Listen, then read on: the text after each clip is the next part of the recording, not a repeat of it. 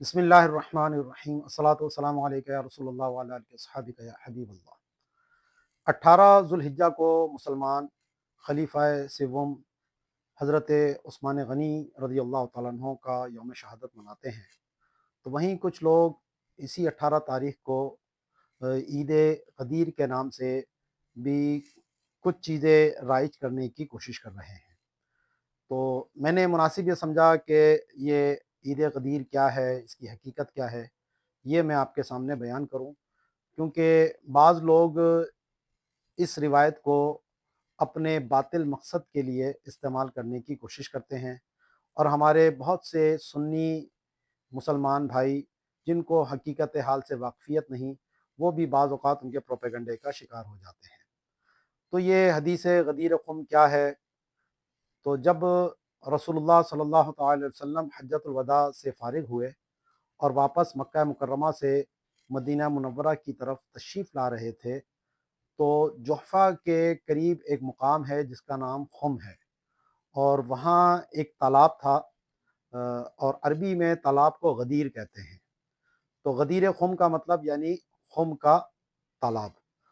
تو وہاں پر نبی کریم علیہ الصلوۃ والسلام نے پڑاؤ ڈالا تھا، اور کچھ صحابہ کرام رسول اللہ صلی اللہ تعالی علیہ وسلم کے پاس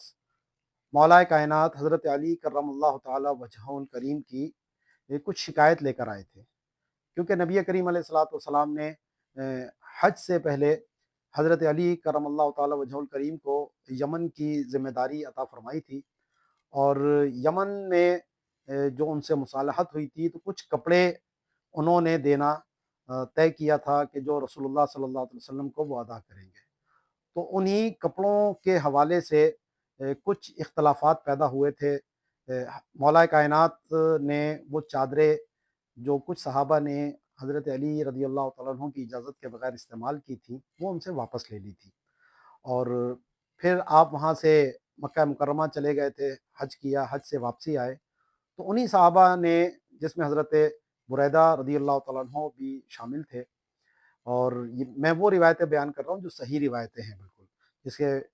مسند احمد کے اندر اس کو روایت کیا ہے، اور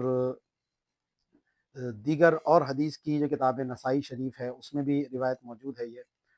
تو وہاں جب ان صحابہ نے حضرت علی رضی اللہ تعالیٰ عنہ کے فیصلے سے اختلاف کیا اور ان کی شکایت کی، تو جب یہ بات بیان کی تو کچھ الفاظ انہوں نے ایسے ادا کیے جس سے حضرت علی رضی اللہ تعالیٰ عنہ کی شان میں تنقیص ہو رہی تھی۔ تو حضرت بریدہ خود کہتے ہیں کہ جب میں نے یہ بات کہی تو دیکھا کہ رسول اللہ صلی اللہ علیہ وسلم کا چہرہ مبارک متغیر ہو گیا، اور پھر میری بات سن کر آپ صلی اللہ علیہ وسلم نے مجھ سے فرمایا کہ کیا میں تمام مومنوں کا ولی نہیں ہوں، کیونکہ حدیث آیت کریمہ موجود ہے النبی اولا بالمؤمنین من انفسہم۔ تو انہوں نے عرض کی کیوں نہیں؟ تو پھر نبی کریم علیہ الصلوۃ والسلام نے ان سے فرمایا کہ جس کا میں مولا ہوں، من کنت مولا ہوں فعلی مولا ہوں۔ اور اسی مقام پر پھر آپ علیہ الصلوۃ والسلام نے تمام صحابہ کرام کو جمع فرمایا، اور پھر ایک خطبہ ارشاد فرمایا، جس میں آپ صلی اللہ علیہ وسلم نے حضرت مولا کائنات علی کرم اللہ تعالی وجہ الکریم کی شان اور فضیلت بیان کی، ان کی امانت، ان کا عدل، اور ان کو جو نبی کریم علیہ الصلوۃ والسلام سے قرابت ہے، وہ ساری چیزیں بیان کرنے کے بعد پھر آپ صلی اللہ علیہ وسلم نے فرمایا کہ من کنت مولاہ فہذا علی مولاہ۔ تو اس سے بعض لوگ جو صحابہ کرام کے دشمن ہیں اور جو خلفائے راشدین کے منکر ہیں، وہ اس سے یہ استدلال کرتے ہیں کہ جناب رسول اللہ صلی اللہ تعالی علیہ وسلم نے یہاں پر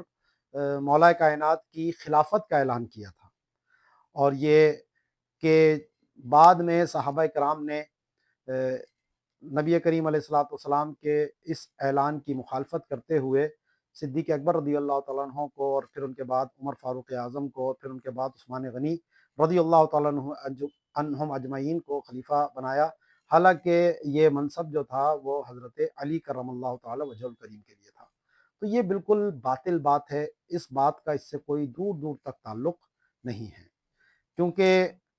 پہلی بات تو یہ ہے کہ اس حدیث کا جو شان ورود ہے وہ خود یہ بتا رہا ہے کہ نبی کریم علیہ الصلوۃ والسلام نے یہ بات اس لیے بیان فرمائی تھی کہ جن صحابہ کے دل میں حضرت علی رضی اللہ تعالیٰ عنہ کی طرف سے کچھ میل آ گیا تھا تو اس میل کو دور کرنا تھا، کیونکہ مومن کبھی علی سے بغض نہیں رکھے گا اور منافق کبھی علی سے محبت نہیں کر سکتا۔ تو یہ بالکل واضح ایک پیمانہ ہے، ایک دلیل ہے۔ تو نبی کریم علیہ الصلوۃ والسلام کو یہ گوارا نہیں کہ کسی بھی صحابی کے دل میں حضرت علی کے حوالے سے کوئی معمولی سی بات بھی موجود ہو۔ تو اسی لیے نبی کریم علیہ الصلوۃ والسلام نے علی الاعلان یہ بات ارشاد فرما دی۔ اور یہاں پر مولا کا جو معنی ہے، ویسے تو عربی زبان میں اس کے بہت سے معنی آتے ہیں، لیکن یہاں اس کا جو مطلب ہے وہ محبت کے، مددگار کے ہیں، کیونکہ اس حدیث کا جو اگلا حصہ ہے وہ خود اس بات کی وضاحت کر دیتا ہے کہ یہاں مراد کیا ہے۔ تو آگے حدیث پاک میں ارشاد فرمایا، اللہم والی من والاہ و عادی من عادہ، یعنی اے اللہ جو علی سے محبت رکھے تو بھی اس سے محبت رکھ، اور جو علی سے عداوت رکھے، بغض رکھے تو بھی اس سے عداوت فرما۔ تو یہ جملہ خود اس بات پر واضح دلیل ہو رہا ہے کہ یہاں مولا کائنات کی محبت کی بات ہو رہی ہے، ان سے ان کی عظمت کی بات ہو رہی ہے، ان کی شان کا بیان ہو رہا ہے۔ یہاں دور دور تک خلافت کا نہ کوئی سیاق و سباق ہے، نہ آگے پیچھے کوئی بات ہے۔ تو یہ جو منکرین خلافت ہیں، جو دشمن صحابہ ہیں، انہوں نے اس کو اپنے مقصد کے لیے استعمال کرنا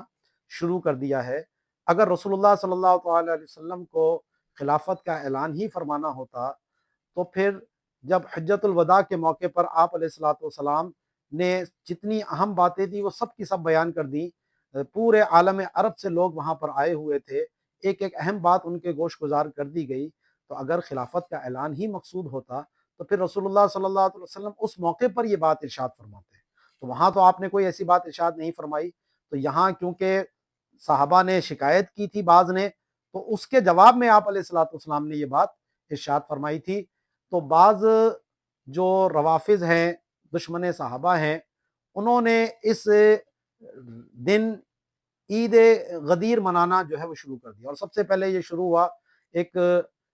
رافضی جو تھا، وہ حکمران تھا، تقریباً تیسری صدی چوتھی صدی ہجری کا تھا وہ، تو اس نے یہ کام شروع کیا تھا۔ تو یہ جو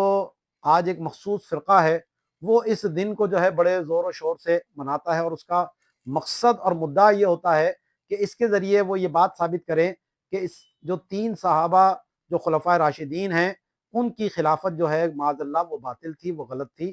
تو اس لیے وہ اس چیز کو جو ہے وہ بہت زیادہ ہائی لائٹ کرنے کی کوشش کرتے ہیں۔ ہمارے بعض، کیونکہ سنی بھی الحمدللہ صحیح معنی میں اہل بیت سے محبت اہل سنت ہی کرتے ہیں، اور مولا کائنات کو جتنا ہم مانتے ہیں، جتنی ان کی محبت ہمارے دلوں میں ہے، وہ کسی اور کے دل میں ہو ہی نہیں سکتی۔ تو اس لیے سنیوں کو ورغلانے کے لیے مولا کائنات کا، اہل بیت کا نام یہ لوگ استعمال کرتے ہیں، اور انہوں نے بھی پھر یہ سنیوں کی طرف رائج کرنے کی کوشش کی، اور بعض جو ہمارے بھولے بھالے سنی ہیں وہ اس دن جو ہے وہ پھر پوسٹیں بنا کر اور بعض کچھ جو ہے وہ پروگرام رکھ کر وہ جناب عید غدیر کا پروگرام جو ہے وہ کیا جا رہا ہے۔ تو یاد رکھیے کہ مولا کائنات کی جو شان اور عظمت بیان ہوئی بے شک وہ ہے، اس کو ہر سنی تسلیم کرتا ہے، لیکن جو روافظ اور جو دشمن صحابہ اس کو بیان کرتے ہیں ان کا مقصد کیا ہے؟ کلمۃ الحق اریدا بہا الباطل، کہ بات تو سچ ہے لیکن اس سے مقصد ان کا غلط ہوتا ہے۔ تو اس لیے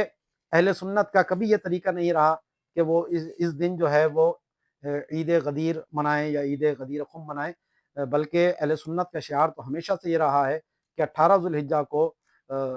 خلیفہ سوم امیر المومنین حضرت عثمان غنی رضی اللہ تعالیٰ عنہ کا یوم شہادت منایا جاتا ہے۔ تو اس لیے میری تمام سنیوں سے گزارش ہے